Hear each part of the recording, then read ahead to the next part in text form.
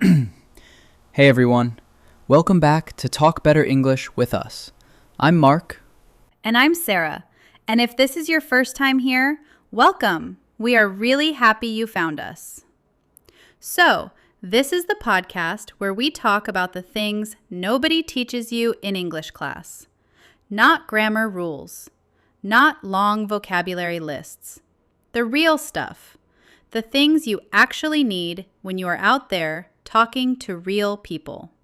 Real people, real situations. That's what we do here. Exactly. So, today's topic. Mark, do you want to start? Yes. Okay, so I have a question for everyone listening right now. Has this ever happened to you?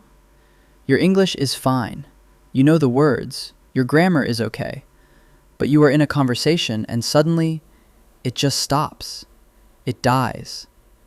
The other person smiles at you and kind of walks away. And you are standing there thinking, what did I do wrong? Oh, that feeling. Right? It is not a good feeling. And today we are going to talk about exactly why that happens and what you can do about it. It is all about small talk. And trust me, it is not as small as it sounds. Okay, so I want to tell you a story. A true story. A few years ago, I was at a work event in London. A networking event. You know, one of those evenings where everyone is standing around with a drink, trying to meet new people. Those can be very stressful. Very stressful. And I had prepared, okay? I had practiced my English. I had thought about topics to talk about. I was ready.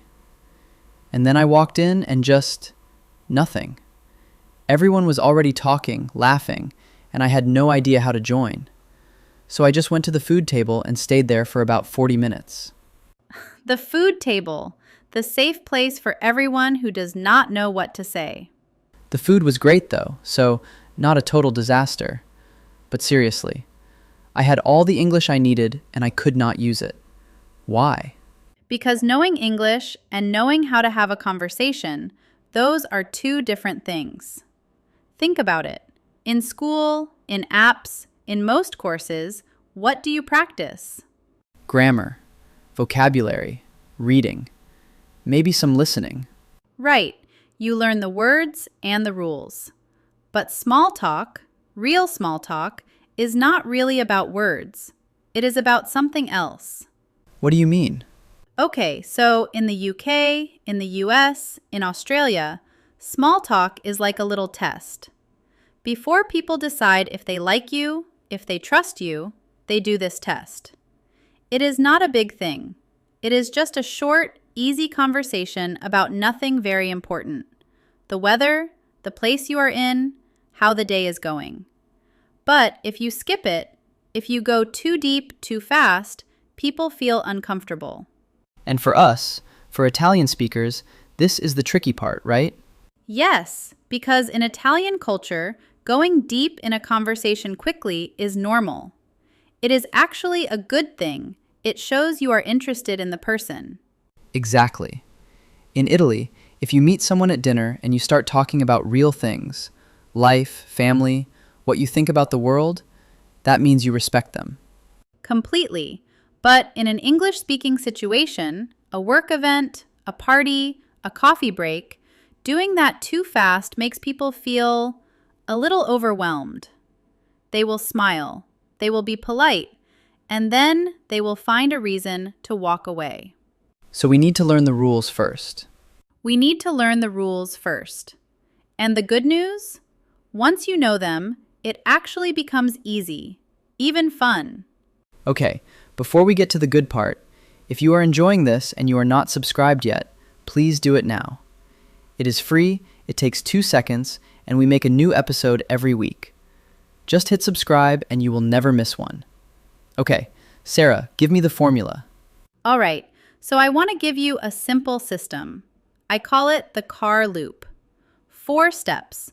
And once you know them, you will start to see them everywhere, in every conversation, every time. What does C.A.R.E stand for? C is for comment. A is for ask. R is for relate. And E is for exit. How to finish the conversation without making it weird. Let's start with comment. Here is something important. In small talk, you almost never start with a question. Starting with a question feels a little like an interview. Really? Because I always thought, so what do you do? Was a good way to start. It is very common, but it can also be a little uncomfortable, especially in the UK. Not everyone wants to talk about their job straight away when they are trying to relax. So instead of a question, you start with, A comment, an observation, something simple that you both can see or feel in that moment. The place you are in, the weather. like, this food is really good? Exactly like that. Simple, easy, no pressure. And it gives the other person an easy way to respond. Then comes ask. And the rule here is one question. Not two, not three. One question. And then you listen. What kind of question? Something light and open. Have you been to events like this before? Or do you know many people here? Easy questions. Questions about the situation you are both in. You are building a connection slowly, step by step. Do not try to do everything at once. Okay, comment, ask, and then relate? Relate is where the real connection happens. This is where you take what they said and you connect it to your own experience. Not to talk about yourself too much, just to show them, I understand. I feel the same way. So if they say, yeah, I come to these work events a lot, it is part of my job. You could say something like, oh, me too. I find them a little stressful at first, but they get better. You have just been honest, a little open, and that helps the other person relax too. Because you said the thing everyone is thinking, but nobody says out loud. Exactly. Being a little honest is a fast way to connect with people, even in a short conversation. And then exit gracefully. How to finish without it being awkward. This is my biggest problem. I either talk too long or I just disappear. Both are a problem. The good exit has 3 parts: a signal, a warm sentence, and something that points to the future. For example, it was really nice talking to you. I should go and say hi to a few other people, but let's stay in touch. You are not just stopping the conversation, you are finishing it well. The other person feels good. The door stays open. Comment, ask, relate, exit. C.A.R.E. That is actually really easy to remember. That was the idea. Okay, let's try it for real. 3 situations. I will try. You tell me what works and what does not. Let's go. Situation 1. I am in a lift, an elevator, at work. There was a colleague I do not know very well. We have about 10, 12 floors together. Classic. Go. Okay, hi, busy day? Not bad, but it is a question with no comment first. And busy day is a bit of a dead end. They say yes or no, and then what? Right. Okay, let me try again. These lifts are so slow on a Monday morning, right? Yes, that is much better.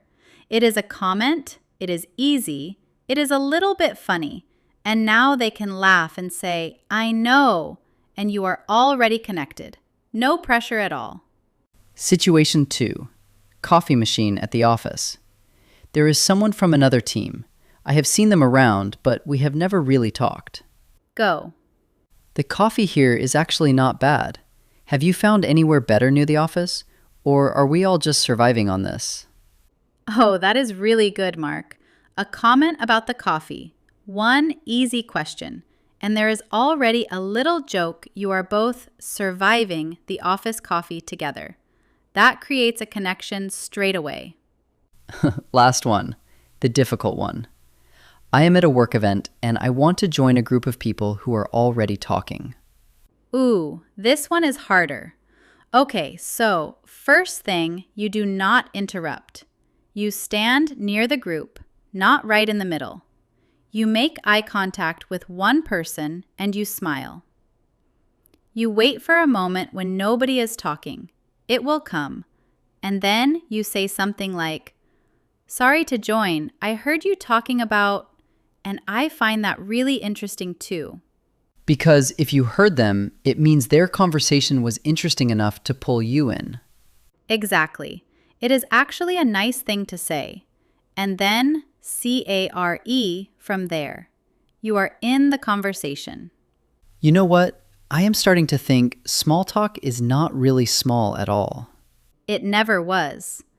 Every good professional relationship, every friendship, every opportunity that came from just meeting someone, it started with a small conversation. The people who are good at this do not have better English. They just know how it works.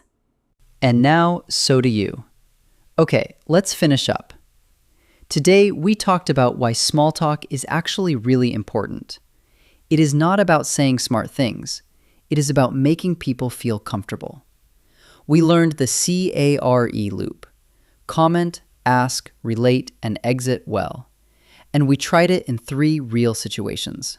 And the one thing I want you to remember, next time you are in one of those uncomfortable moments in English, do not try to be perfect.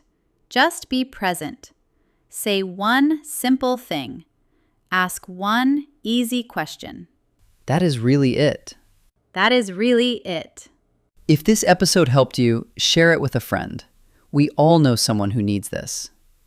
And if you are not subscribed yet, come on, you made it to the end. Hit that button. See you next week.